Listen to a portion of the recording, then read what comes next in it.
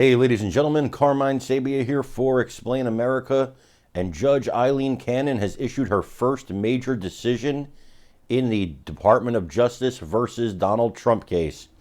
Before we get started, please make sure you like, comment, share, and subscribe. Those little things, they really help us out and they help our channel continue to grow.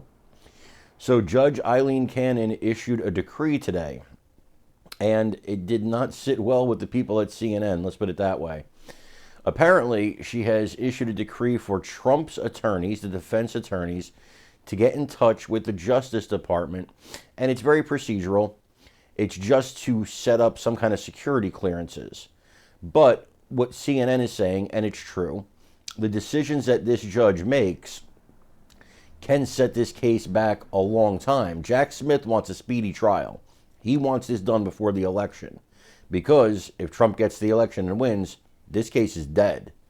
So he needs to get this done beforehand. And I'm certain there's a lot of pressure on good old Jackie Boy to do just that. However, it doesn't seem to be working out for him. And the people at CNN, they're not too happy about it. Let's listen to him explain. Read with us on this story. Paula, tell us what you've learned here. Well, it's the first time we're hearing from Judge Cannon since former President Trump entered his not guilty plea through his lawyer in this case.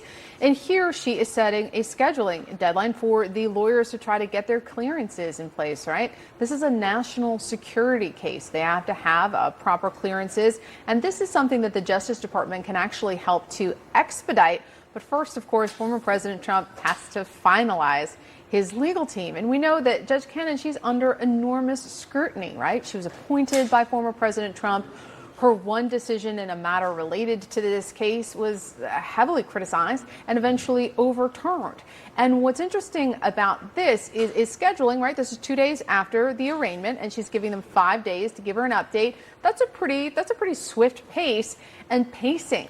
Scheduling, while it sounds so in the weeds, it really is one of the ways that she can influence this case, because one of the key tensions here is timing and the speed with which this is going to proceed. Jack Smith has said he wants a speedy trial, but we know former President Trump has every incentive to try to drag this out. And the speed with which she schedules hearings, files her orders, that's one way this can be delayed. But look, Trump, he has some tricks too, right? If he takes too long to potentially select his lawyers, that can drag this out a little bit. And Brenna, normally I would say, look, this is really in the weeds. This is highly technical. But these little decisions can impact the timing of this case, and the timing of this case could have enormous implications for this country, depending if it goes before or after the election. That's right. And we talked to legal experts, and they're kind of split, right? Some of them say this trial will happen before the election. Some say this may stretch out until after. The point is, though, the judge is the one, right, who's going to decide that. Exactly. She gives a lot of leeway, and there's not a lot of oversight. If she makes a decision on a motion or a piece of evidence, that's something that could potentially be overturned. But no one's going to overturn, right, her scheduling. So here she's moving quickly, but Trump can try to drag this out depending on how long it takes him to finally get a lawyer or two. Yeah, we'll see how long it does take. Paula, thank you for that. Boris? Now, of course, Cannon is a Trump-appointed judge, and she has ruled in his favor controversially in the past. Now, she's overseen by the 11th Circuit Court of Appeals, but that Court of Appeals is overseen by Supreme Court Justice Clarence Thomas. So there's a lot of things going in Trump's favor here to get a fair trial, and that's all anybody wants here is a fair trial. Now, sometimes you have to be concerned about that when it comes to government trials, right? They go judge shopping, they get what they want. In this case, however, they didn't do that. It might cost them. Smith could have tried to do this in D.C. He could have tried to do this in New Jersey. Both would have been risky, and you would have had jurisdiction issues with both. So the really only play he had that wasn't going to get hung up for a long time was Florida.